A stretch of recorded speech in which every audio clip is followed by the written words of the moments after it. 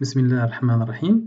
Donc après la première partie où j'ai traité les enregistrements musculaires et les phénomènes liés ou accompagnant la contraction musculaire, donc dans cette deuxième partie, je vais aborder la structure et l'ultrastructure du muscle squelettique strié. دونك من بعد التسجيلات العضلية والطواقم المرافقة للتقلص العضلي، في هذا التسجيل غادي نتعرفوا على بنية وما فوق بنية العضلة الهيكلية المخططة. Premièrement, quelle est la signification d'un muscle squelettique strié? Donc il y a trois types. Donc pour les muscles, il y a trois types de muscles. Il y a les muscles, le muscle cardiaque, c'est le muscle du cœur. Donc عضلة القلب خاصة بالقلب. Le deuxième type de muscle, c'est le muscle lisse, عضلة ملساء, qui se trouve au niveau des viscères, كتواجد على مستوى الأحشاء, tels que l'estomac, l'intestin, également au niveau des artères et des veines, في العروق الدموية والأمعاء والمعدة. هذو عضلات ملساء. Et le troisième type de muscle, c'est le muscle squelettique strié, qui sera le sujet de notre étude. Donc ici, on a l'exemple d'un muscle squelettique strié, qui est le biceps. Donc on parle d'un muscle squelettique parce qu'il est lié au squelette par les tendons. La contraction du muscle exerce une force sur les tendons qui tire les os, et grâce aux articulations, le mouvement de flexion est rendu possible. De plus, donc, on parle de muscle strié parce qu'il est constitué de fibres musculaires longitudinales qui donnent un aspect strié au muscle. Donc عضلة هيكلية لأنها مرتبطة بالعظام، ومخططة لأنها مكونة من ألياف عضلية تعطيها بنية مخططة.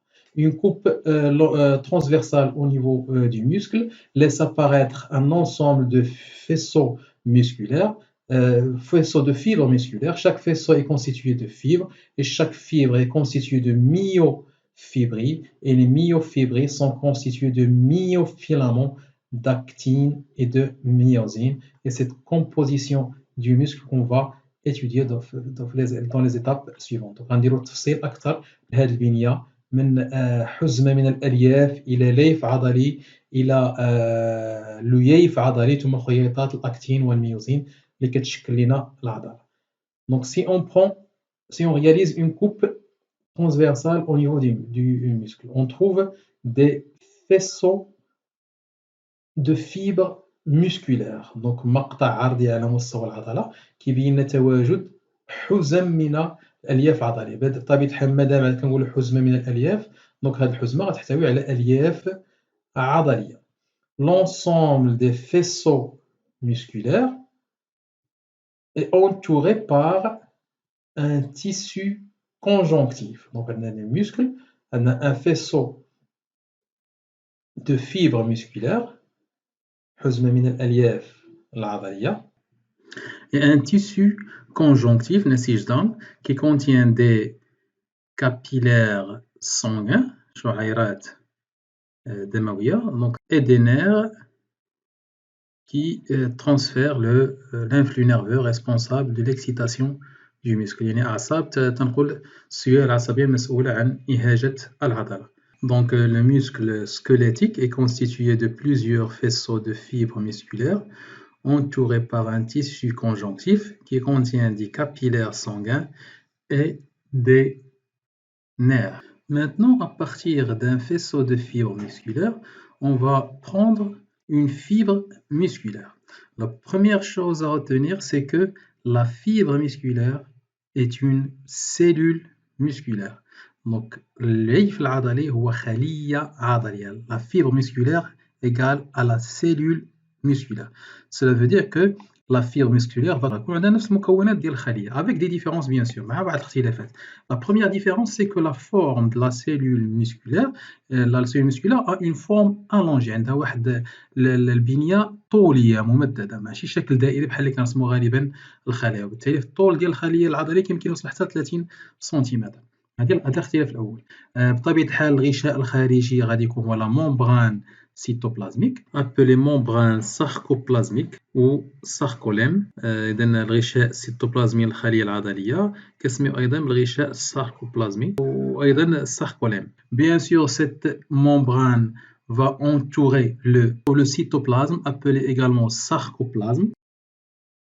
À l'intérieur du sarcoplasme, on va trouver les organites qu'on trouve normalement dans une cellule. Donc, dans le cytoplasme, غادي نوجدوا العضيات اللي كنعرفوها داخل الخلية, par exemple la mitochondrie. Donc la mitochondrie, puisque la cellule musculaire va se contracter, donc elle va produire l'ATP par respiration. C'est pourquoi on trouve un grand nombre de mitochondries. نوجدوا عدد كثير من الخلايا لأن من الميتوكوندريات داخل الخلية العضلية لأنها تقوم بإنتاج الATP عن طريق التنفس. Bien sûr, une cellule doit contenir un noyau. La différence ici, c'est que la cellule musculaire contient plusieurs noyaux. C'est une cellule plurinucléée. Donc la fibre musculaire est une cellule plurinucléée. C'est pourquoi on l'appelle un syncytium. Un syncytium مختلط خلوي. Donc الخلية العضلية هي خلية متعددة النواة لذا تسمى بمختلط خلوي.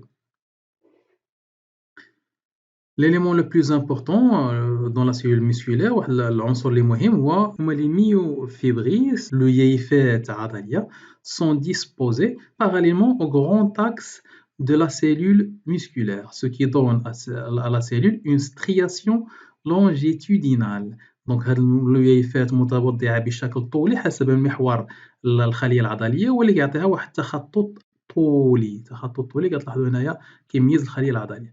En plus, on observe une alternance de bandes sombres et de bandes claires. كنلاحظوا تعاقب أشرطة داكنة وأشرطة فاتحة, ce qui donne à la cellule une striation transversale.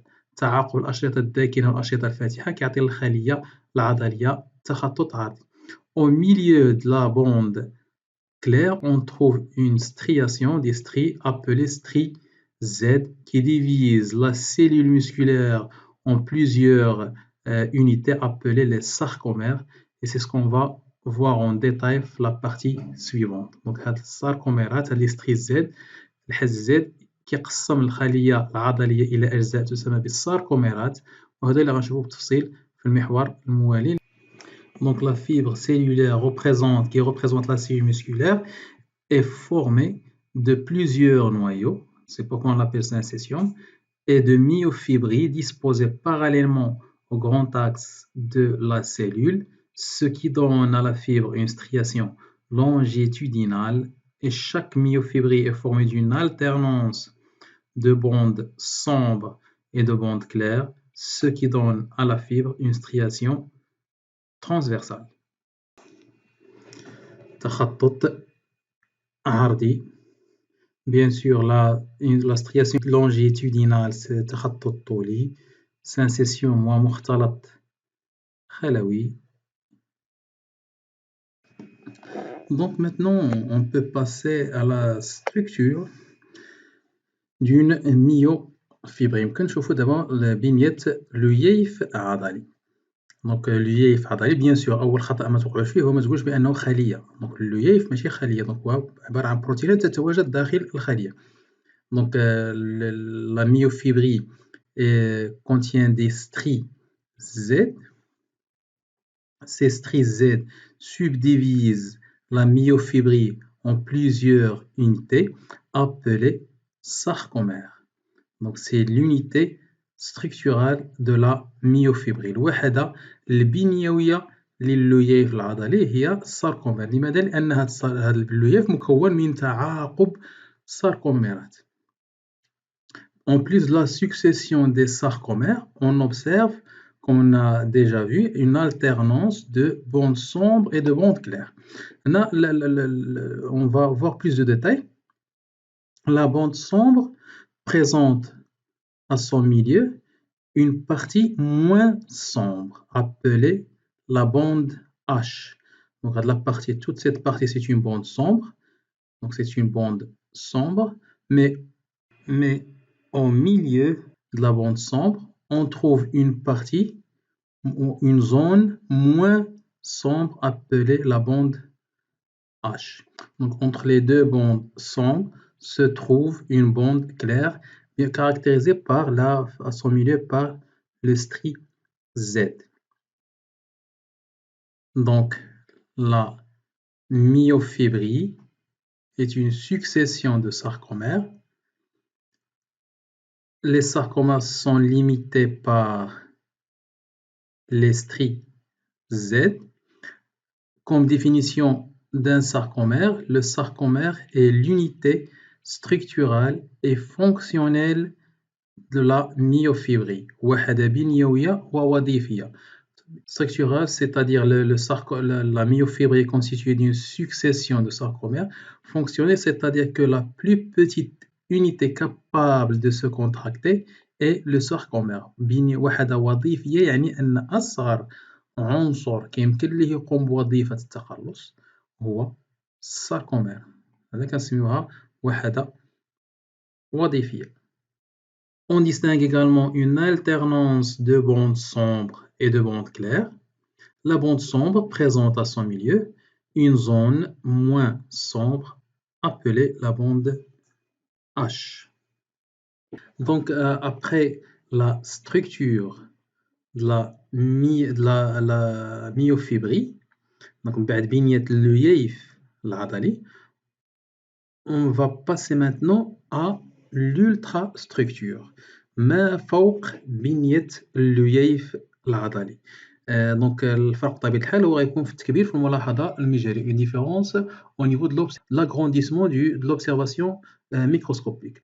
L'objectif شنو هو الهدف من هذا الانتقال؟ يعني حنا نبقاو دائما في اللييف العضلي.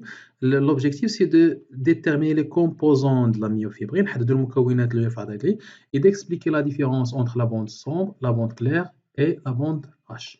La première composante de la myofibrine, المكون الأول للييف العضلي. Donc, c'est un myofilament, un myofilament fin appelé l'actine. Donc, خويط دقيق يسمى بخييط الأكتين. Le myofilament d'actine est lié au strie Z. Donc, à ce niveau, on a le strie Z, et le myofilament d'actine est lié au strie Z. Entre les myofilaments d'actine se trouve un myofilament épais appelé la myosine. ما بين خييطات الأكتين يتواجد خييط سميك يسمى بخييط الميوزين. Donc les composantes d'une myofibrie sont deux types de myofilaments. Un myofilament fin d'actine, un myofilament épais de myosine. Bien sûr, entre deux stries Z se trouve le sarcomère. Donc à ce niveau, on a le sarcomère entre les deux stries Z. Pour la bande sombre est limitée par le myofilament de myosine. الميوزين هو اللي كيحدد لنا الشريط الداكن. إلا كان الساركومير محصور ما بين حزي الزيت, فلا بوند الشريط الداكن محصور ما بين حدود الميوزين. Ou la bande H se trouve au milieu de la bande sombre. Alors que entre deux bandes sombres, on trouve la bande claire. وغتلاحظ بأن la bande claire في الوسط ديالها كيتواجد le strie Z. Maintenant, pour expliquer la différence entre ces bandes, on va réaliser des coupes à des niveaux différents. المثال الأول, في الحالة الأولى, si on réalise une coupe au niveau de la bande claire, donc on a une bande claire. Au niveau de la bande claire, on trouve que là, on observe que la coupe passe uniquement au niveau des filaments d'actine. Donc غادي نلاحظوا بأن غيتواجدوا غير des filaments d'actine. وكما ذكرنا بالنسبة لي filaments d'actine, ce sont des filaments fins, خييطات دقيقة, وهذا هو اللي كيفسر الشكل الفاتح للشريط. Donc la bande claire est constituée de myofilaments fins d'actine. Maintenant, si on réalise la coupe au niveau de la bande H, donc une coupe au niveau de la bande H montre des myofilaments de myosine uniquement. Donc la bande H est constituée de myofilaments de myosine. C'est pourquoi elle est moins sombre par rapport aux deux extrémités de la bande sombre. دونك في لو ميليو د لا بون سون لنا واحد القتامة قليلة ديال المنطقة H لماذا؟ لأنها كتكون من خيوطات الميوزين فقط. Maintenant, si on réalise la coupe au niveau des deux extrémités, l'extrémité de la bande sombre, on observe la présence des myofilaments d'actine et des myofilaments de myosine. Les myofilaments de myosine sont des myofilaments épais, donc on a un aspect sombre. À ces myofilaments de myosine s'ajoutent les myofilaments d'actine يعني كيتزادوا عليهم خيوطات الاكتين واخا دقيقه ولكن كتزاد على خيوطات الميوزين السامقه وهذا هو اللي كيفسر اللون القاتم لهاد المنطقتين جانبين المنطقه الداكنه. دونك لا بوند sombre فيها la myosine plus l'actine, ce qui rend cette partie ainsi que cette partie plus sombre que la bande H, constituée de myosine uniquement. Donc, cette bande claire est constituée de myofilaments d'actine fins. Au milieu de cette bande se trouve l'estrie Z.